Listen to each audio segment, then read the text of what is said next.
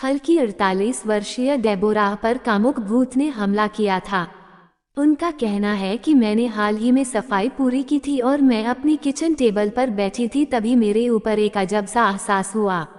एकाएक उन्होंने महसूस किया कि उनकी कुर्सी कुछ डगमगा रही है और मेज पर बिछा कपड़ा जमीन पर गिर गया। इसके साथ एक पौधा भी नीचे गिर गया।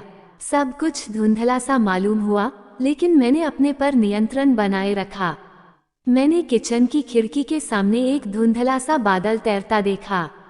धीरे धीरे यह 3 व्यक्तियों के आकार में बदल गया।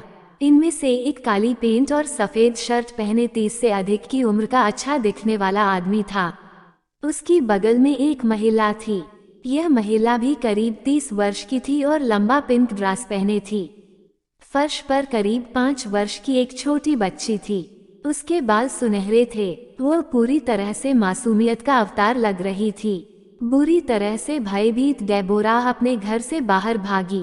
उनके पति केविन ने उन्हें घंटों बाद घर के बाहर कांपते पाया। उसने अपने कंस्ट्रक्शन कर्मी पति को यह बात बताई तो उन्होंने नरमी से कहा कि उसे किसी डॉक्टर को दिखाना चाहिए। डेबोरा का कहना है कि उन्होंने कहा, अच्छा।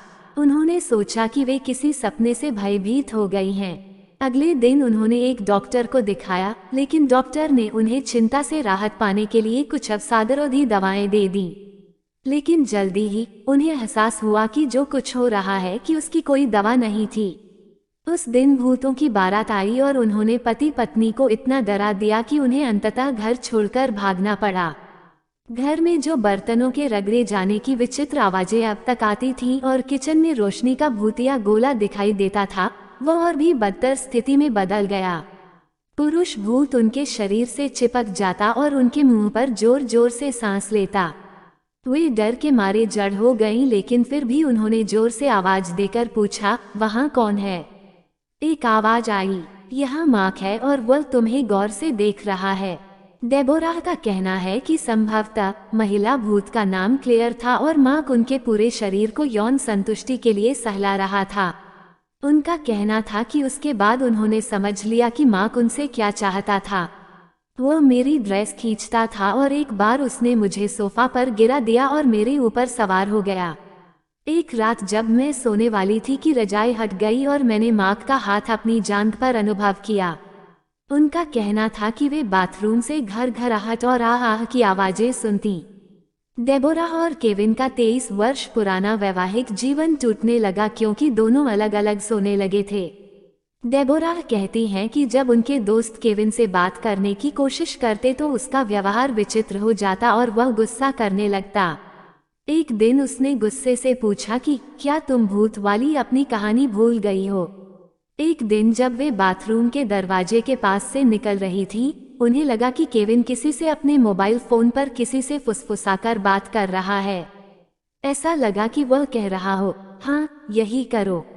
उन्होंने यह अपने फोन पर रिकॉर्ड कर लिया और जब केविन को सुनाना चाहा तो इससे केविन की आवाज नहीं थी। वह कहती हैं कि उन्हें लगा कि भूतिया मेहमान दोनों के बीच अलगाव के बीज बो रहे थे। 20 से अधिक वर्षों तक साथ साथ सोने के बाद दोनों सीढ़ियों के नीचे अलग अलग रहने लगे थे। इसके बाद भी मार्क डेबोरा को अकेला नहीं छोड़ता था। अंत में केविन को विश्वास हो गया और उसने महसूस किया कि झाड़ फूंक की जरूरत है। उन्होंने एक कैथोलिक पादरी से संपर्क किया जिन्होंने प्रार्थनाएं पढ़ी और घर के सभी कमरों में अपना पवित्र जल छिड़का। कुछ समय तक तो शांति रही, लेकिन कुछ एक दिनों बाद सब कुछ पहले जैसा हो गया। वे कहती हैं कि उन्हें मार्क की सांसें अपनी गर्दन पर महसूस होने लगी। उन्होंने एक स्थानीय आत्मा संबंधी जानकार को बुलाया जिन्होंने घर की तस्वीरें ली और तापमान को रिकॉर्ड किया। इस जानकार स्टीव नीशो ने घर में 2 विचित्र ठंडे स्थान पाए और उन्होंने बताया कि घर 1922 में बनाया गया था और घर में हुई दुर्घटनाओं के बारे में कोई जानकारी मिली।